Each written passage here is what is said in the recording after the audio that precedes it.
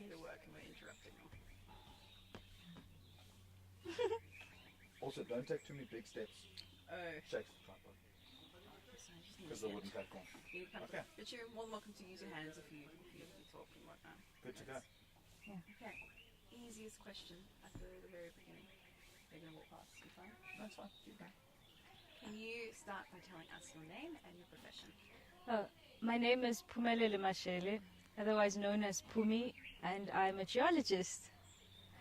I specialize in geotourism, which is basically tourism flavored geology. I'll get you to say that again because I said something. Yeah. So can you please start by telling me your name and your profession? My name is Phumelele Mashele, better known as Phumi, and I'm a geologist who specializes in geotourism, which is basically tourism flavored geology. And can you try and just Look at you. just look at me. Yeah. Okay, let's do it again. Sorry. Can you please start by telling me your name and your profession? My name is Phumelele Mashele, better known as Phumi, and I'm a geologist. I specialize in geotourism, which is basically tourism flavored geology. And how long have you been a geologist? I've been a geologist since 2015 after graduating, and it's been going well. But why did you decide to become a geologist? Well, growing up in the Lowveld area, there's quite a lot of fascinating landforms. You find perfectly balanced granites on many of our roadsides. And it makes you wonder, how did these rocks get here? Why are they the way they are? Why do you get so many different colors, you know? So from curiosity about my neighborhood, or the rocks I have in my backyard, then geology seemed the best way to understand my environment. Yeah. Extended video? And what do you love most about your career? I like the fact that it gives me an opportunity to enjoy the outdoors. I do a lot of field-based activities, lots of field mapping, so I get to travel to places that I maybe wouldn't have been able to go to, or maybe as often as I would have liked to. So yes, I like the fact that it takes me out into the field to discover new things. Yeah. So for... Sorry, I just want to make this a little bit longer and get a little bit closer. Just so I'm getting Perfect. clear audio from both. Very, mics. very well. The fact that I'm slouching, doesn't it? Okay. That's fine.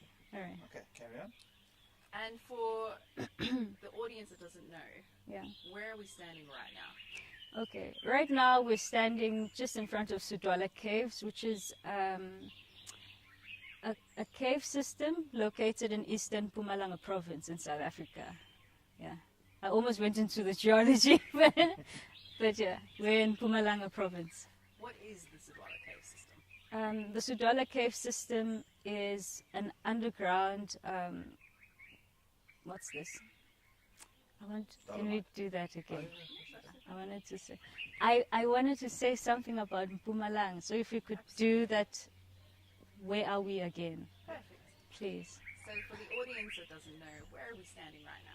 Okay, right now we're standing in front of Sudwala Caves, which is located in Mpumalanga province in South Africa. Mpumalanga province is proudly known as the place of the rising sun because it's the easternmost part of the country. Yeah. And what is the Sudwala cave system? Sudwala cave system is basically cavities that are interconnected that have developed in dolomite rock, which is a very soluble rock type. It's actually quite soft to the touch, and so it easily gets, dissolved by slightly acidic water. Okay. And is it one of the oldest known caves in the world? Yeah, it is. It's one of them, and it's quite popular among tourists. So many people come here, and it's almost like they want to tick off, I've been to the oldest cave, I've been to the largest cave, and they go to the mammoth caves in the US. So yeah, we're definitely up there in terms of acclaim. Just for a soundbite. Yeah, just would you start with Sudwala? Sudwala Caves is one of the oldest caves in the world. Just start the sentence. You don't like want to that. say it is the oldest. It is we one don't of. know, but it is One of. Okay, yeah. Sudwala Caves is one of the oldest known caves in the world, so we're quite proud of that. And even attracts a lot of visitors to our part of the country. And how do geologists such as yourself know that it is one of the oldest caves? Well, besides the fact that it occurs in some of the oldest preserved rocks in the world, the formations inside this cave have been analyzed. They've been looked at in detail, and that told certain chemists and geologists that we are actually working with cavities that have had stalactites and stalagmites forming there for more years than other recent caves that we have. Yeah. And can you explain what is a Precambrian dolomite rock? Precambrian. So in geology we have a timeline that stretches from the present period all the way to the beginning of time.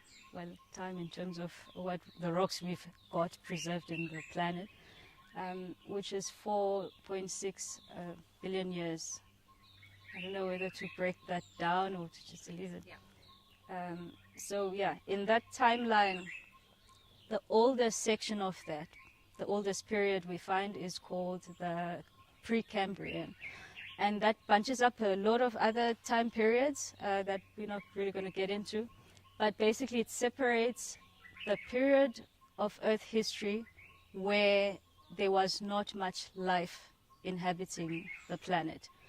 Precambrian marks the boundary where you have almost not a lot of diversity to where all sorts of organisms start to develop. We could do that again. Yeah, if you want to. Yeah. Let me look at my answer because it's more structured than that. Look at how short it is. But that's okay, you're not reading from a script, you're just talking. Yeah. Okay.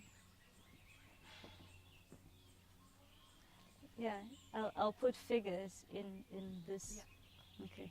So what is Precambrian dolomite rock? Okay, Precambrian basically means before the Cambrian period. So in geology we have a very long timeline stretching from the present all the way to 4.6 billion years ago. So the Precambrian basically is the period between 4.6 billion years ago and 540 million years ago, which marks the boundary between a period of Earth history where basically about maybe 5 types of living organisms were occupying the Earth, to when various types of life forms started to emerge until the present. So yeah, actually not until the present, until oh my goodness, until a certain age. But let's try that again. No, I think we've got it. Yeah. Because the Cambrian ends. It ends. It doesn't stretch until now. Yes. So from 540 until that section, just that section of it not stretching. It ends at that time period. Yeah. Okay. So when did the Precambrian era end? Well, the Precambrian era ends at 540 million years ago. Yeah, when life starts flourishing on planet Earth. Yeah. Perfect. And can you tell me about Gondwana land, which is I think when this cave system started? That's one thing I wanted to confirm with Steffa. Okay, if that's fine, we can skip over it. Yeah. That's not an issue. Yeah. I have written about. It's nice for you to speak about it when the caves are around. Yeah, and the fractures that develop. I know Gondwana, what happened. I know there was a lot of stresses, and possibly some of the fractures in the dolomites that were what's the word? Exploited by groundwater, developed because of some regional disturbance in the land masses. So I just want to confirm with her if she's going to say yes, it was Gondwana coming together with Laurasia to form Pangaea, which allowed all these dinosaurs and all these flora to spread to continents that are not close to each other in the present day. So yeah, we'll confirm that and we'll do it better. Yeah. So how old is the Sudwala cave? Well, okay. Do you want? I'm just going to get you to take a step to your right a little bit. That's perfect. A little bit to your left. Yeah, right there. My left. That's perfect. Okay. Yeah. Are you still filming? Because I wanted to ask you a question. Yeah, we just rolled through. Yeah, just ask questions. Okay. When you wanted to know how old the cave is, you mean how old? When did the system become a void, an underground cavity, or you want to know the age of these rocks? It'll be both, but but when the cave system became a void, it became an open. When it started to get eroded away. Yeah, so I think. Or eaten or whatever. Yeah. And then we can touch on the age of the rocks. Okay. Okay. So how old is the Sudwala cave system? Okay, so the Sudwala cave system, if we're looking at when the cavity actually started forming, the closest thing we can have to a constraint in time is the age of the oldest cave formation that formed. By cave formation, I mean speleotherms, stalactites, stalagmites, all of those. So, because for you to start depositing cave formations, you need to have an absence of, what's this? The water needs to drain away and create a void so that you don't dissolve things as quickly as you produce them. So the oldest known layer from a speleotherm is 250 million years. So yeah, that's the current constraint we have.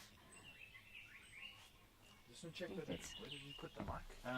My love, want you just don't want to be diving into your shirt. Okay. Would you put the mic head underneath? Is it okay if I? Yeah. Just where, it is under. Okay, once you swap it around to being on top, I think there's just a bit of scratching going on. No, you can do it like that. Yeah. Just push it all the way, clip it on properly. It's on properly. That's fine. Sorry. That's good. Quite. It's actually much easier having it up here. Some ladies just have like a little boob tube. Perfect. Yeah. Okay, you can carry on. Okay, do you want to do that one again? Please. Yeah. Which is absolutely fine. Am I still? Standing in the right spot. Yeah. I'm still looking at you. Absolutely. Don't worry about that. So how old is the Sudwala cave system? So the best way to try and constrain the age of the cavity that is called Sudwala caves is to look at the oldest layer of cave formations, basically your speleotherms. If you can find the central portion of that cave formation, then what scientists have come up with is an age of 250 million years old. They have various ages because some are still currently forming today, but that's the furthest in history that they've gotten. And how large is the system here? Well, the cave system, as we know it today, is 6 kilometers long, but they have had challenges getting to the furthest extent of this cave because of obstacles that you start encountering beyond the famous crystal chamber. So it's not currently known as yet. We need more people who are brave to go and explore. Yeah. So what are some of the best known features of the cave? Well, there's quite a lot. There's the crystal chamber, as I've mentioned. There's also these gigantic cave formations like the Screaming Monster. You'll find a lot of erosional features on the Dolomite Rock that looks like elephants, and there's actually a section where you it's not an illusion, but it looks like it's two elephants butting heads. I'll point it out to you. And also we have currently forming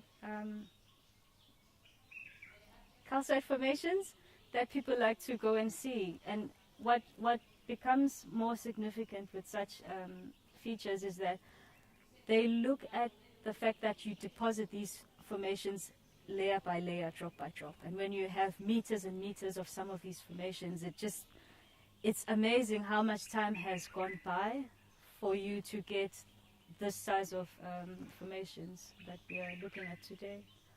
So can you tell us a bit about the crystal chamber? What are some of the crystals that are found in it? Okay, so in the crystal chamber, the main crystals that are found there are aragonite. Aragonite is basically calcium carbonate. It's the same thing as calcite. It's just a different structure, it's a different arrangement of atoms. So those are the crystals that grow there. I don't know if I should continue. Please continue. Yeah, we don't find big crystals anywhere else except in such confined spaces like the crystal chamber, where temperature, pressure, and other environmental conditions are more constant compared to the rest of the cave, where people are constantly walking in. I'm pretty sure our body temperatures and the ground movements disturb any significant amount of crystal development in the rest of the caves. Yeah. What is needed for crystals to grow? Well, you need a solution, because crystals are things that settle out of water that is rich in terms of certain elements. So if you have water that comes in and it's loaded with calcium carbonate, then you're going to start getting crystals of aragonite or calcite. If you have other solutions that contain things like quartz, you start finding quartz crystals, and you see wonderful things like geodes, where you have quartz grains growing in cavities, and whatever impurities are in there will give you certain colors. And so it's fascinating. It's solids containing enough of a certain compound, and then if you change something within that system, like temperature or pressure, then you start getting that dissolved compound settling out to form crystals. Yeah. Would you speak a little bit about helictites? Helictites. Okay. Helictites are a strange form of stalactite. Wherever you see a stalactite, you see it growing according to the laws of gravity. It goes downwards because that's how water flows. But with helictites, you find that crystals are radiating, are growing in any direction that they want, and that's what basically sets them apart. It makes them more intriguing to scientists. Yeah. And how big can the crystals grow? How slow or how quickly do they grow? Well, for the crystals themselves, I'm not quite sure, because that's now in an area called gemology.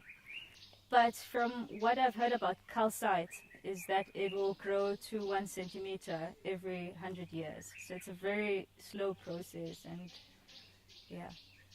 And what is the difference between a stalactite and a stalagmite? Oh, here's something I used to tell people when I used to work here. Stalactite has a C, and it grows from the ceiling downwards.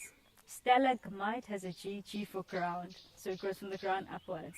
And sometimes you can find that features that have been growing long enough, you'd find that a stalactite now joins up with a stalagmite, and it gives you something like the screaming monster, which we're going to see, which is going to be a formation growing from the ground all the way upwards. So what is a speleotherm? Speleotherm is an umbrella term for formations in a cave that grow from calcium. What's this? Let's try that again. So can you tell us about the speleotherm structures? Okay, speleotherm structures are an umbrella term for all the cave formations that develop in a cave from precipitation of certain compounds coming out of a solution to form depositional features like stalagmites and stalactites and helictites and everything else in between. Yeah. Perfect. And do you want to talk a little bit about the dolomite and how thick it is above the cave, Okay. or how long the water takes to come and drip down? Okay. So the dolomite that we have in our background, okay, it's not in view, but the dolomite that we have here is quite thick. And because this cave developed as an underground cavity, you always have some meters of dolomite above you. It can be scary to some of our visitors, but it's a cheap underground experience that you get to see before, instead of having to go to a mine or something. But yeah, most of the cave, most of the trail that we'll go on, you will have a range of dolomite above you between 6 and 150 meters. So we're really in the belly of the mountain, so to speak. Yeah. Would you give a nice explanation of the difference between a cave forming in limestone and a cave forming in dolomite, and how they are different from each other. Okay. So dolomite and limestone are so related that actually you even find things like dolomitic limestone, because what happens is they're the same framework, it's carbonates, it's just that one is enriched in calcium and the other is enriched in magnesium. So you find that the more magnesium content there is, the darker the rock becomes. Limestone, you know, it has a white chalky mineral. It's mostly associated with more recent caves. And many of limestone deposits around the world have a biological origin because they come from shells of dead marine organisms, which when they die, they settle on to create layers and layers of limestone that looks excellently white. And once you start introducing magnesium-rich fluids, you can actually substitute some of the calcium in the carbonate to form a dolomite, which is basically a mixture of calcium and magnesium within that carbonate framework. I think that's, yeah. That was amazing. Yeah. So why is it called the Sudwala? That is a historical aspect, and it includes somebody by the name of Sudwala. I'm gonna dare you to try and say that. It's a D, V, and a W together in Sudwala. Sudwala, close enough. Yes, Sudwala. So Sudwala was somebody who was running away from his rivals. It was actually a matter of two people fighting over the throne of the Swazi kingdom. So Sudwala sought refuge in these caves, and he was being pursued by I almost said a guy, but he was much more official than a guy, so by someone called Somkuba. So Sudwala sought refuge in these caves, and his enemy got word that Sudwala was hiding here. And what actually happened was they tried to set up a bonfire at the entrance of the caves. They didn't know the caves were well ventilated. So Sudwala was hiding safely in the cave, away from danger, until eventually he had to go out, and he was later killed. But because of that history, Sudwala, then the owner of these caves decided to honor that guy as calling it Sudwala Caves. But many foreigners couldn't pronounce Sudwala, so it evolved into Sudwala, which is more recognizable by a wider group of people. Yeah. Great. And I don't think we really touched on this yet, so I'll take it back a little bit. But how does a cave actually form? So why here? Why not have the whole mountain or the whole area covered in them? Okay, so that goes back to the geology and the chemistry of the rocks that we have in front of us. So dolomites, I don't know, I'll almost put out a geology term called stratigraphy. No, please use all those terms, it's absolutely fine. I'm not sure if the wider... That's okay. Otherwise you can explain the term in the very layman terms, but do you want me to ask the question again? Yeah, please. So how did this cave, form here? Why isn't the entire area covered in it? So the reason we have a cave here and not on the other side of the valley, for instance, is because there's a difference in rock types. So we are in dolomite terrain, and that basically means that if an area doesn't have dolomite, you won't have the same processes occurring here happening in that. Okay, let's do that again. Let's try that again. I might want to move this whole thing. We do the rest and cover some of the other ones in the cave. These birds are so loud. They just all decided to come and start sleeping now. But so what we've got is the good start of the interview. Okay, camera's rolling. Perfect. So we're going to go over a couple of questions again. Okay. They're very easy. So first one being, where are we standing right now? Okay, right now we're standing inside. I forgot to switch on that little one. Okay. And the audio will come through now. There we go. Okay. Go for it. Okay, easy question. Where are we standing right now? Right now, we're right inside Sudwala Caves, which is basically a cave system exposed in eastern Mpumalanga province, which is otherwise known as the place of the rising sun. So we're in South Africa. Yay! And how old is this cave? According to the oldest speleothem that has been dated in the caves have an age of 250 million years old. And that basically comes from the oldest layer of calcite formation that has been found from within some of these cave formations. So they had to drill through one of the formations and get to the core where the first layer was deposited, and that had an age of 250 million years old. I'm just going to drop the tripod just a fraction. I want to see a little bit of the screaming monster behind you. Okay. That's cool. Perfect. And lock it off. Yeah, we can even do that again if you have time. Oh no, that's okay. Okay. That was okay. You can carry on. Just go ahead. Coming through. Oh yes. Sorry. Let's just stop the noise. Again. So how old is this cave and how do geologists know it's that old?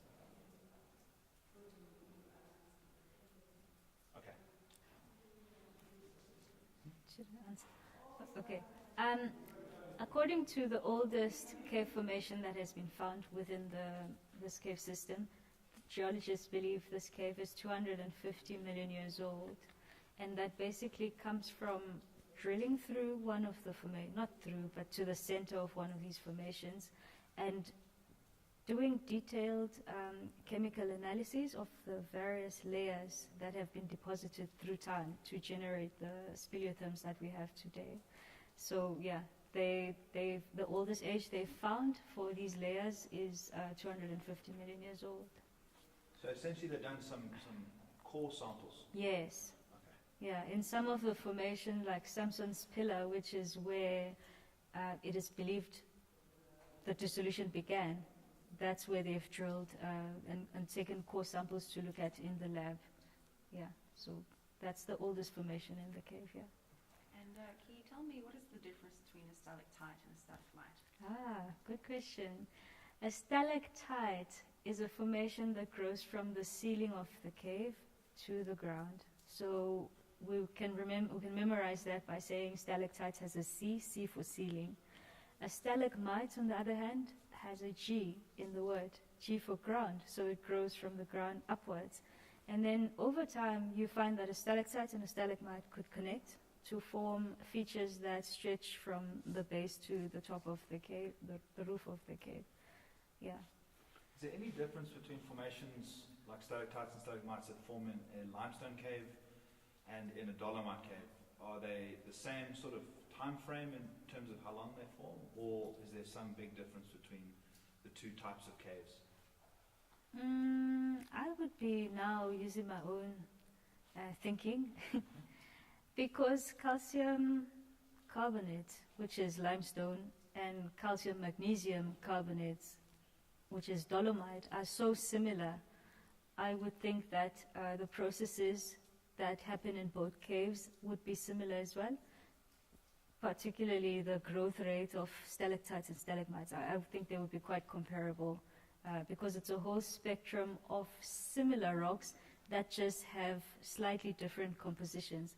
And the thing is, if you expose limestone to dolomite, to magnesium-rich fluids, then the magnesium can exchange it. It can substitute the calcium to form a magnesium-rich version of limestone. So these rock types are different, but they're quite similar. And I would expect the same processes to prevail in both caves. And is there a difference in time that it takes to actually form the cavity itself in a limestone cave and a dolomite cave? Is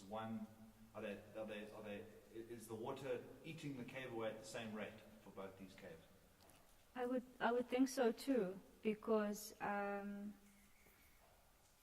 the hardness of limestone, you get dolomitic limestone, and both of them are quite similar. So you expose both to slightly acidic water, they'll dissolve away. And I would have to check on that, but as a thumbsuck, I would say there would be similar rates of dissolution. Okay. Yeah. As a geologist, what do you find interesting about dolomite?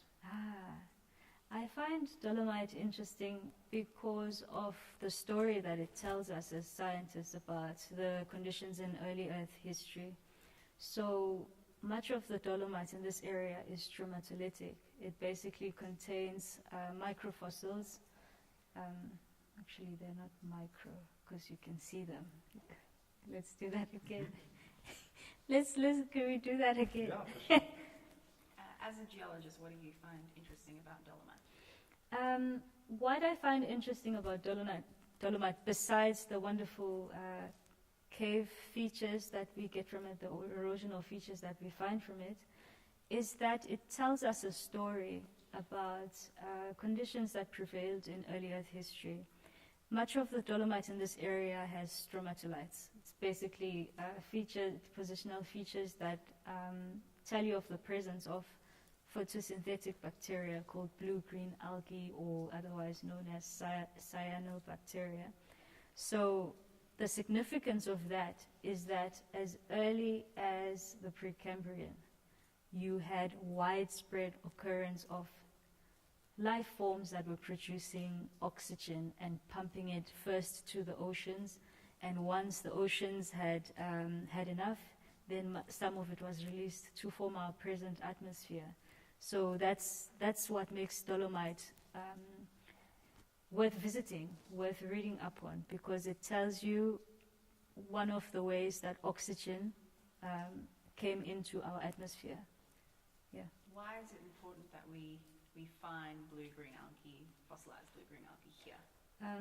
Well, it's important for many reasons. The first is that not so far from this area, you have rocks that belong to the oldest known rock. What's this? You have rocks from the very earliest time period in the geology time scale, which stretches from the present day to 4.6 billion years ago. So this specific time period is called the Archean, meaning ancient. So rocks from there don't have widespread stromatolitic dolomite occurring there. Yes, you had some form of bacteria that were producing enough oxygen to produce ion formations, but here you start having widespread occurrence of life. This same dolomite unit stretches all the way across South Africa towards the Sterkfontein caves that you know are hosted in dolomites. That's the same unit called the Malmani Dolomites. So it tells you that not only did we have stable continents, we had water bodies, shallow water bodies, where these cyanobacteria could flourish and just continue pumping oxygen into the system until there was enough to produce the different iron oxides and magnesium oxides that have sustained mining in the northern Cape as well as in Limpopo. And further from that, then they also produce enough oxygen, free oxygen, to enter the atmosphere, making the planet more hospitable for a wide variety of life forms. I'm just going to put a new card in. Red ironstone that is basically... Yeah. Will you actually just repeat that? That was amazing. Okay. Yeah. Yeah. Okay. So the significance of widespread occurrences of dolomite, like the Malmani formation, is that it tells us that there was enough oxygen in this system to basically... is oxidize a big word? That's perfect. Okay. There was enough oxygen in the system, firstly, to oxidize all of the iron and manganese that was dissolved in sea waters back then. And that gave rise to extensive deposits of iron and manganese, mostly in the Northern Cape province of South Africa, as well as in Limpopo and other places. And once all of that oxygen was used up, there was enough to release into the atmosphere, forming the oxygen-rich atmosphere that we have today. And that relates to the emergence of various life forms that started flourishing after the Cambrian period. Yeah, so that's the significance of dolomite. It basically shows you one of the possible ways that oxygen ended up being so dominant in our planet. So I'm looking for a little bit of a sound bite. Okay. You know, today we are to thank dolomite. This is our and blue-green ancestor. algae. Yeah, we are here because of them. So if you could say that in your own words, you know, we are here today, we breathe oxygen Yeah. because of dolomite, because of blue-green algae. Yeah. So I think one of the best reasons why dolomites would be interesting to geologists and other people is because they basically shaped our planet and made it more hospitable for us. Because before 2.5 billion years ago, which is 250 million years ago, there was no significant amount of free oxygen. So our atmosphere was absolutely toxic. And without photosynthetic microbial life, like cyanobacteria, none of us would be living on planet Earth. The Precambrian would have been the full time scale because there would be no other life forms except the ones that just needed the basic. Okay. Perfect. No, it's perfect. You can carry on. You can And use get big technical. words and get technical. Get very absolutely. technical, yeah. Oh, Yeah, no, go for it. Please, Get as yeah. technical as you want. Please, yeah, it's great. okay, let me try that again. So the reason dolomite stands out to a geologist or anyone who's interested is because it provides an answer, a possibility of how planet Earth went from being an oxygen-less planet to one that has an atmosphere dominated by oxygen. So if it wasn't for dolomitic cyanobacteria, so to speak, we wouldn't have had free oxygen. First, they produced oxygen that went into the ocean, and because the oceans back then were full of dissolved iron and dissolved manganese, the oxygen reacted with those metals to form the widespread occurrence of iron formations that we have that have fed the steel industry for years. And once that oxygen in the ocean, that dissolved oxygen, had reacted with all the metals, then it was free to emerge and go into the atmosphere, providing perfect conditions for us to live. And not only us, once there was enough oxygen on this planet, then you started seeing diversification of life forms on Earth. Because in the Precambrian, which is before 2,500 million years ago, there was only simple life forms like algae, bacteria, things that didn't need a lot to survive. But once you started having more widespread occurring free oxygen in the atmosphere, then you start getting diverse life forms coming and thriving for longer periods of time. So basically me and you are here today because of this cyanobacteria. And the fossils of it are all throughout this dolomite, even as far as, what's this? Joburg, where the cradle of humankind is. That's where you find more of this Malmani dolomite unit. So it was quite widespread. And it also tells us that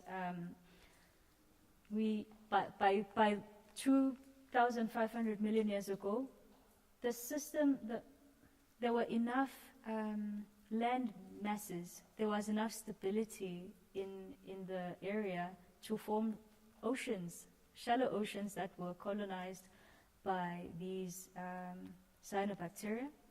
And it also tells you that you had now things like what you would see, like today, coastal zones with shallow waters where these bacteria could get enough light and enough nutrients from the continents. So basically it tells you that, okay, we now had some form of crust that was stable enough to support oceans, that was stable enough to support life in the form of bacteria and algae and otherwise. So yeah, it's quite an interesting rock type, and it tells a story of its own. Yeah.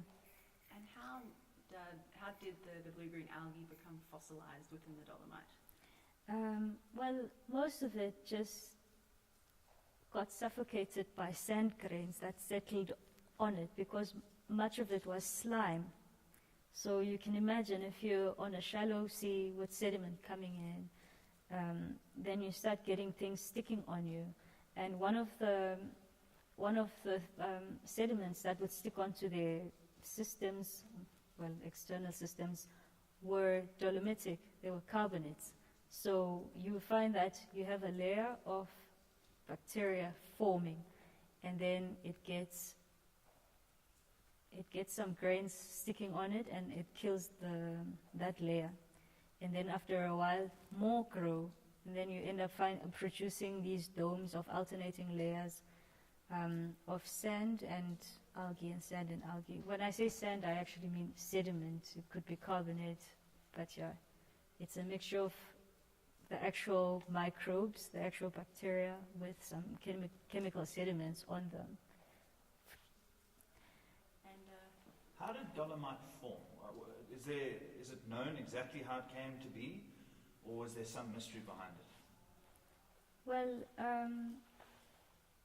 dolomite back in the time period that is called the Archean or even the Precambrian formed from chemical precipitation.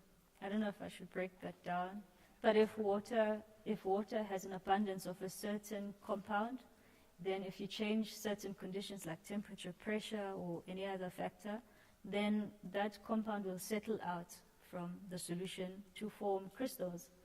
And so those crystals could be dolomite, they could be anything else that is dissolved in that water. And so then you start getting horizontal layers of whatever it is that is being precipitated at the time. And so dolomite from the Precambrian, when no other life forms except bacteria and other things were present, formed that way. If you're looking at carbonates in the current time period, you find more diverse ways of forming dolomite, or not dolomite because it doesn't naturally precipitate anymore unless you contaminate limestone with magnesium-rich fluids. But current carbonate layers today could come from chemical precipitation, they could come from biological processes such as death of widespread occurrence of marine organisms. So many of them would have carbonate shells, and when they die they settle down and they give you layers and layers of different types of carbonates depending on the size of the actual organisms. Yeah. So back to the question that we were about to start outside. How did this cave form, and why did it form here and not in every other mountain range? Okay. So the reason a cave developed in this site and not across the valley or somewhere else is because of the rock type that prevails here. So we are within a dolomite unit, and dolomite is soft and it's soluble. There's a hardness scale called the Morse hardness scale that we get taught in geology classes, which basically ranks the hardness of different minerals on a scale of 1 to 10, 1 being softest, 10 being the hardest. So 10, for instance, is diamond. You can't scratch that with many other things. And dolomite on that hardness scale gets a score of 3, so it's quite soft. So not only is it soft, it's also susceptible to chemical breakdown through dissolution by slightly acidic water. So this specific unit of dolomite had developed fractures. Okay, so when you have fractures, then groundwater can seep into those fractures and exploit them, dissolving whatever dolomite it comes into contact with. If that process is given the chance to continue, then more dissolution occurs, and it keeps getting deeper and increasing in any direction. So what then happens, with more fractures that you develop, then the water starts draining away. And what you have, you end up with a cavity within the mountain or within that unit of dolomite. And so once you have a cavity, then any calcite-rich fluid that comes in, if you change any condition like temperature or pressure, then it'll start precipitating calcite formation. I'm just looking for one in our background, but you can't see. That's very small, but yeah. Then you start forming stalagmites and stalactites and everything else in between. So yes, you get a dolomite unit, you dissolve it, you then end up with a cavity, and in that cavity, whatever fluid that comes in loaded with certain compounds, it will deposit them if some environmental condition changes. Yeah.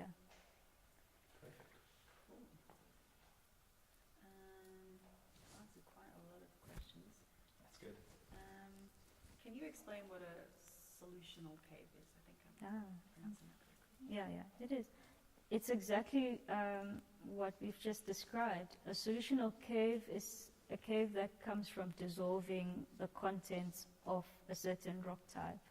So many sources of this slightly acidic fluid that I've been talking about is carbon dioxide. So what tends to happen is you find rainwater interacting with gases in the atmosphere. Carbon dioxide, for instance, could be sulfuric, it could be sulfur dioxide. Anyway, you dissolve some gases and you produce slightly acidic fluids. Those fluids seep into the ground and they get into cracks that have developed into certain rock types. Some rock types dissolve quicker than others depending on how hard they are. And so in the case of dolomite being quite soluble, then those slightly acidic waters will flow through cracks and dissolve that dolomite over a period of time. Eventually the water drains away and it leaves behind a cavity with a solid framework. Wherever the wind fractures, then you won't find a solution. So then you end up with a structure that is hollow but looks rigid from the outside. Basically the same thing that we have here at Sudwala Caves, that from the outside it looks like a normal mountain, but we're actually in one of the channels where the water has dissolved the rock, the dolomite rock, and left a cavity. Yeah. Can you explain the term karst topography? Karst topography. That is basically describing the different erosional features that you find in an area that is dolomitic. If you have an area that has a lot of dolomite as the bedrock, then once you introduce fluids that are even slightly acidic, then you will start dissolving that rock type to form a lot of erosional features, some of which are very dangerous. One example is sinkholes. I don't know if that's a familiar term. Yeah, so you get those forming where there's property, you get those forming in the middle of the road. We had an incident in South Africa maybe 2 years back where a road just caved in front of a certain driver. So that's all karst topography. You find all sorts of fascinating features, and the cave just happens to be one of them. Yeah. And can you explain what is a speleothem? Okay, a speleothem is basically a depositional feature. Basically, you introduce a fluid that has a load of certain elements in it, certain compounds. And once it enters a favorable environment, then it starts depositing the contents that are dissolved in it. It starts depositing them layer by layer. Sometimes it is drop by drop when it's dripping from the ceiling of the cave to form stalactites, which will then grow downwards. Sometimes it drops to the ground and grows upwards to form a stalagmite. And sometimes it flows as a sheet of water that over time produces layers that form things like drop stones, flow stones, and some of those have unique features that they make sound. They generate a sound when you strike them. Yeah. And can you tell us about some of the primitive fossils that were found in this cave? Probably pronouncing it incorrectly. Collenia or Solenia? Oh, Collenia is a genus within the cyanobacteria family. So it's basically stromatolitic bacteria that goes back to the story of how oxygen ended up becoming so abundant in our planet. It's in our minerals, it's in our bodies, it's in our water, it's everywhere. And our atmosphere is now full of... okay, let me do that again, because there's a technical error there. Oxygen was there in crystals already. It was there in other molecules. It was just not there as free O2 gas that we can inhale today. Yeah, so let me start that again. Your question was Collenia. Yeah. What can you tell us about the discovery of the primitive fossils called Collenia in Sudwala Cave? Okay, so the significance of finding Collenia fossils in Sudwala caves basically tells you that this area was the site of an oxygen factory. So these Collenia microbes form part of what is known as cyanobacteria or blue-green algae because they could photosynthesize. Basically, they took carbon dioxide from the system, used some light to generate oxygen that was then flooded into the Earth's atmosphere. Once all the metal elements in the ocean were oxidized, then it was free to occupy our atmosphere, making our planet more habitable. More habitable, yeah.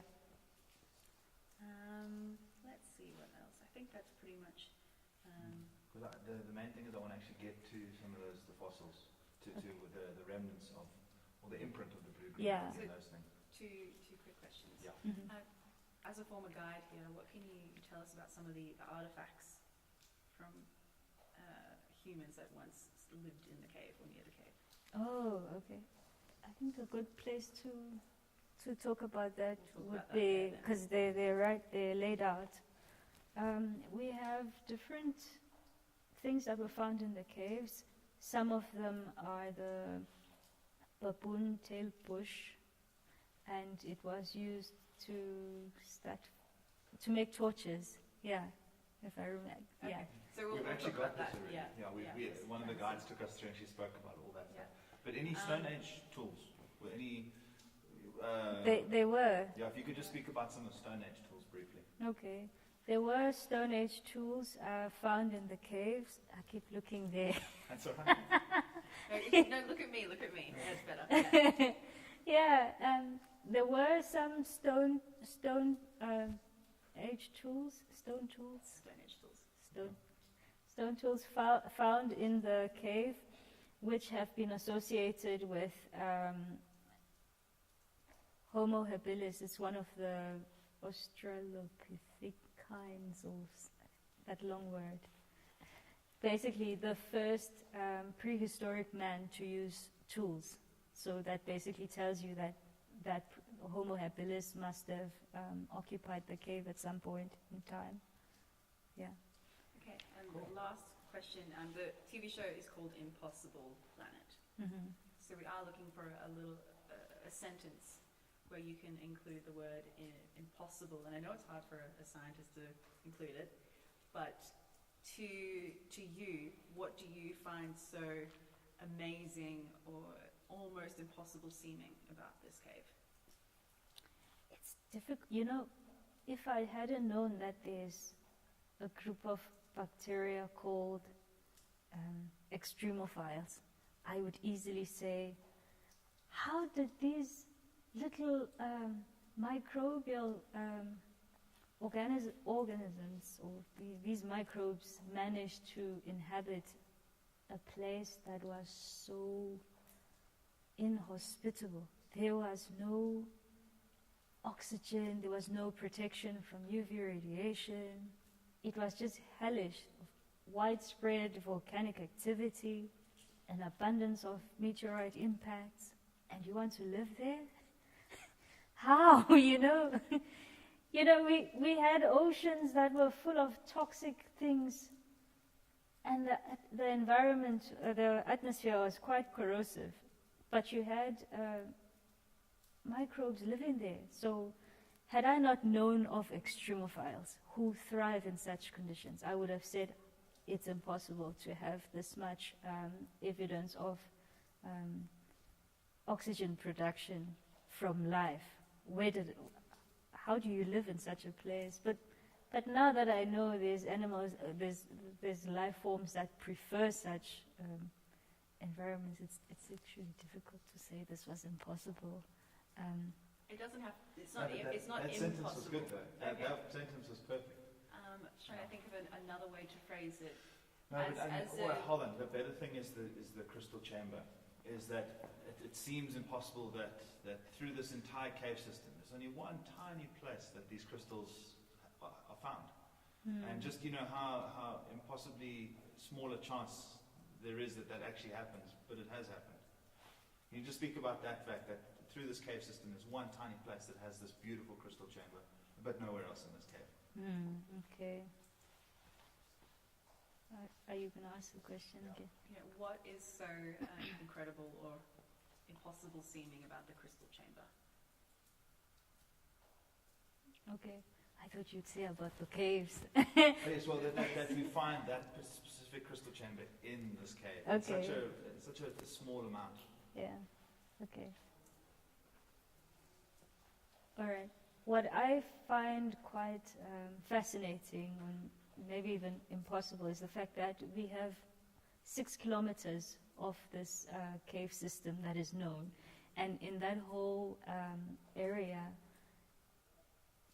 only one place do you find a crystal chamber. I mean, you would think that there's a lot of conducive environments for developing impressive crystals in this cave system. But the fact that you only find those crystals there is what makes this... we're going to have to do that again. That's all right. We can do it. I need to convince myself so I can And that's sell why- it. It's not impossible because it's obviously happened. Yeah. It's more like it's just the chances of the conditions being right are seemingly impossible until you look closer at a scientific level. Yeah. So for a regular person, it's like, well, it's impossible. But when science tells you what happened, then you realize, okay, it's totally possible. So Okay. just frame it in that way. Okay. Maybe if I hear your question, then I'll... Okay, so what do you find so fascinating about the cave and the crystal chamber, and how, as a scientist, do you explain it? Okay. So what I find fascinating and just amazing about this cave is the fact that 6 kilometers of it has been explored, and in that 6 kilometers, only one place has a crystal chamber. And for me, it's like, wow, why there, It seems almost impossible, because if you've explored this whole area, you might have given up and thought, there's no crystals or anything similar. But then you have this one example that shows you that there's actually been some extensive crystallization of aragonite crystals there. And it basically shows you that with the right investigations, you could have a good guess as to why certain things happen where they do. It may have appeared to be impossible for us to locate a crystal chamber after searching for many years for such a place.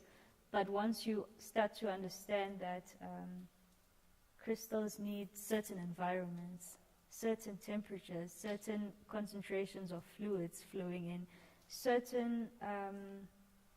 a certain level of disturbance in the form of human activity can offset any chance of generating crystals. So it seems impossible until you dig a little deeper and you arrive at an explanation of why things happen the way they do. Okay, you cut there? So- Okay, so what